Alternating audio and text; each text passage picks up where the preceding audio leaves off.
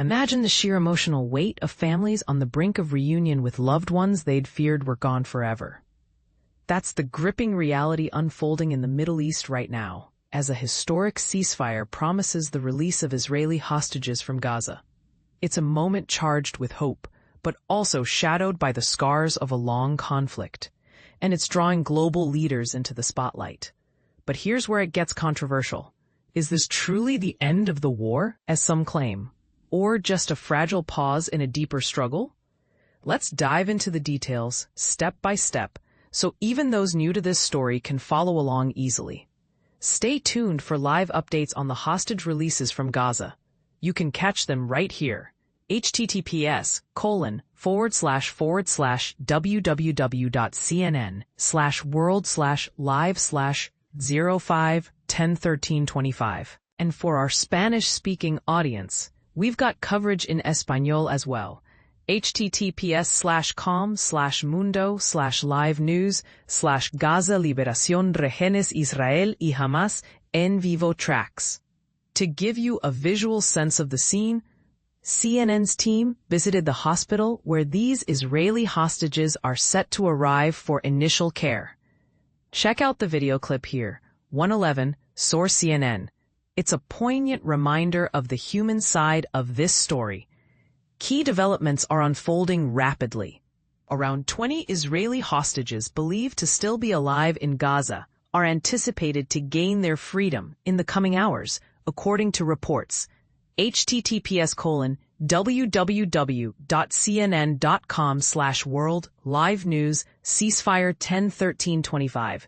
Post ID CM God VKW4 NC GW6BMZR.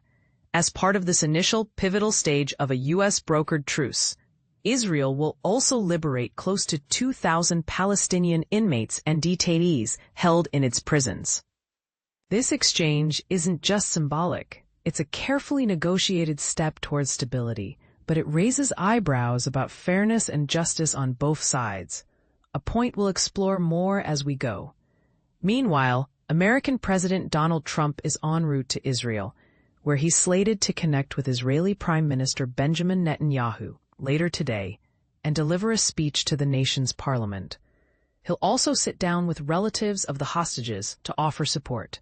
From there, he'll travel to Egypt for a high-profile summit on Gaza's future, attended by leaders from over 20 nations, including France's Emmanuel Macron and the UK's Keir Starmer.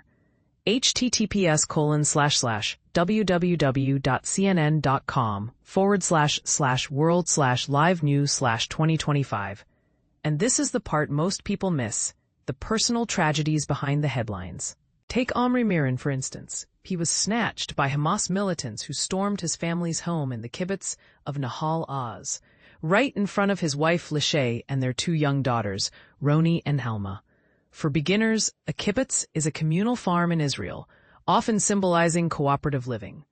CNN's Caitlin Collins chatted with Miran's brother-in-law, Moshe Lavi, on Sunday about the family's daily routine.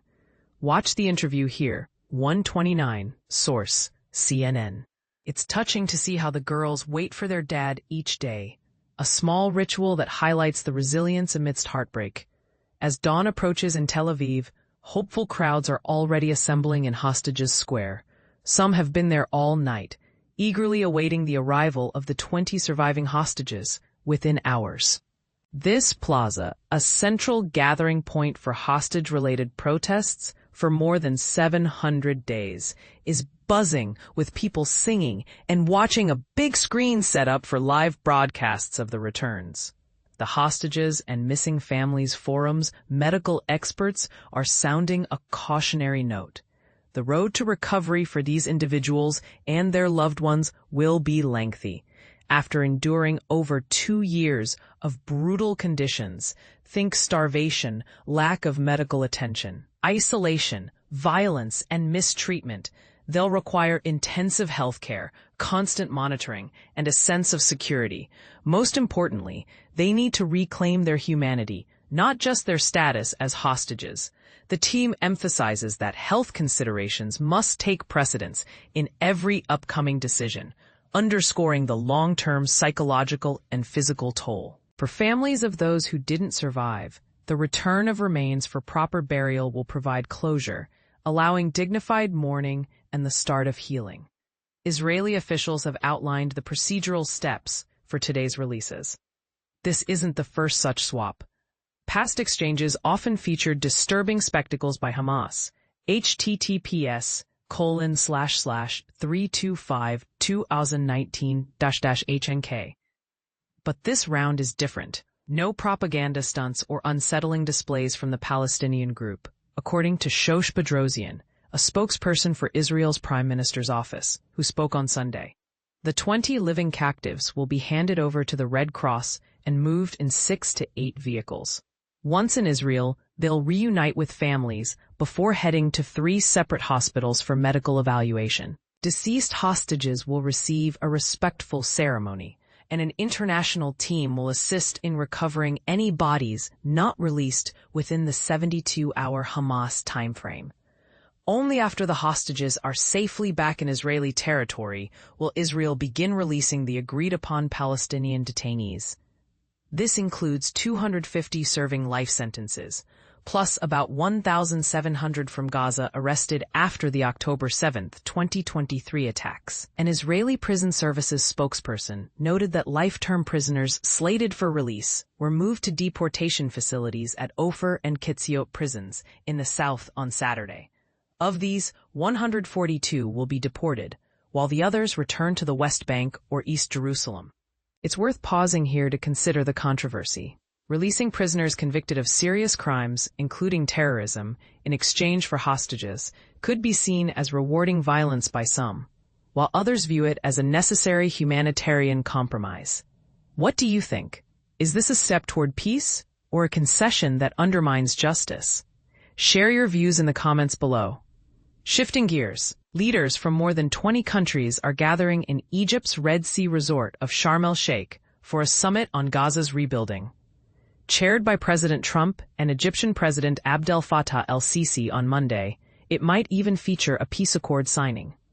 UK Prime Minister Keir Starmer announced his arrival on x.com/Keir Starmer/status 197479699412. Stating his goal to collaborate with global leaders on this first crucial step towards Middle East peace. He's expected to pledge Britain's active role in the next phases, including £20 million, $26 million in aid for Gaza. UN Secretary-General Antonio Guterres arrived in Egypt early Monday. Other attendees include Canadian Prime Minister Mark Carney, French President Emmanuel Macron, German Chancellor Friedrich Merz, Italian Prime Minister Giorgia Meloni, Spanish Prime Minister Pedro Sanchez, Turkish President Recep Tayyip Erdogan, and Indonesian President Prabowo Subianto. Hostage families are heading to Riyadh. https://www.cnn.com/world/live-news/Israel/hostages. Ceasefire 10/13/25. Post ID CM Gojik 72000400. The designated border crossing point for reunions. Releases are timed for 3 groups. The first 2 at separate spots starting at 8 a.m. local time, 1 a.m. ET, and the third an hour later, per a knowledgeable source. https://world/live-news/Israel Hamas Gaza Ceasefire Hostages 10/25/CMGO3 PUV001 D3 5U4 NBH 5GL9. Repeating for clarity, Trump is traveling to Israel for meetings with families and Netanyahu, plus a Knesset address, before joining the Egypt summit with leaders from over 20 nations. Here's a quick rundown of what to keep an eye on. Trump's optimism. The president is upbeat about the truce's durability, even declaring to reporters the war is over. https://world/live-news/Israel Hamas Ceasefire Hostages 10/25/25. Post ID CNGO5 RMVU 00003B73. This bold statement sparks debate. Is it visionary leadership or premature optimism? Hostages square buzz. Tel Aviv is preparing for live broadcasts as excitement mounts. Palestinian detainees. Post-hostage return, around 2,000 detainees will be bussed into Gaza, per Israel's Prime Minister's office. Ongoing Gaza toll. Since the ceasefire kicked in, fatalities in Gaza have exceeded 300, with hospitals reporting 323 deaths in the last 3 days, 295 for rubble recovery. https://www.cnn.com/world/live news Israel-Hamas Gaza ceasefire, hostages. Aid advancements. The UN reports Israeli approval of additional supplies, 5,000 metric tons, with hopes for more essential supplies. www.cnn.com/world/live news Israel-Hamas Gaza ceasefire, hostages. 10/12/25.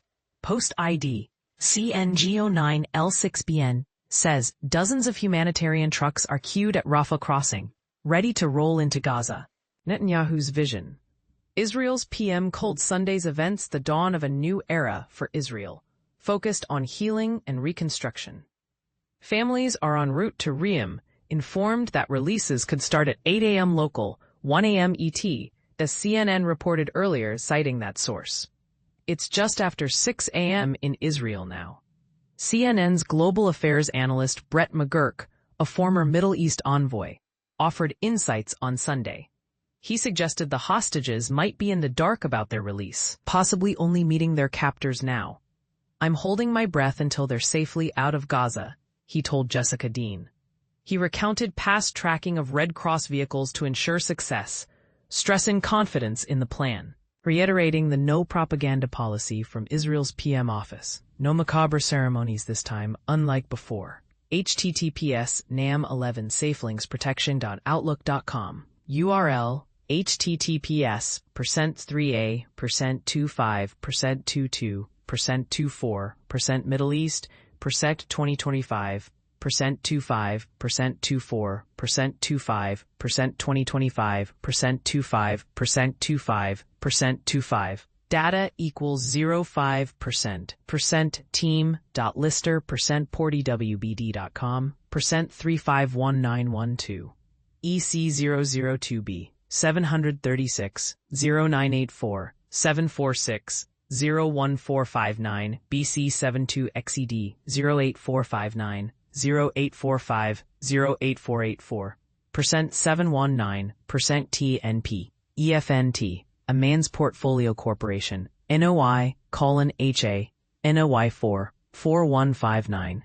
744 53 ITWHP ITWHP IWHP 16384084016. Recall the January chaos. https www.cnn.com/2025/0130 Middle East Israel Gaza hostage release chaos Intel Latam when Netanyahu delayed detainee releases due to televised crowd scenes during hostage handovers. In total, 48 hostages are slated for release this week, from October 7, 2023, 20 alive, 25 deceased, 2 unknown status. Plus, IDF soldier Hadar Golden, killed in 2014, whose body was held. Most are Israeli, 4 foreigners, 2 Thai, 1 Tanzanian, 1 Nepali. 3 foreigners deceased, 1 Nepali Bipin Joshi, status unclear. Israel expresses deep worry. All living hostages are male, 1 deceased female, Inbar Heyman. Hamas and allies abducted 251 on October 7th. Since then, 148 alive, 140 released, 8 rescued, some deceased bodies returned. As we wrap up, this ceasefire feels like a turning point, but it's rife with debate. Is releasing convicted terrorists a bold move for peace, or does it embolden extremism? And can Trump's declaration of war over hold water in such a volatile region? What are your thoughts? Do you see this as progress or just another chapter in an endless cycle? Jump into the comments and let's discuss.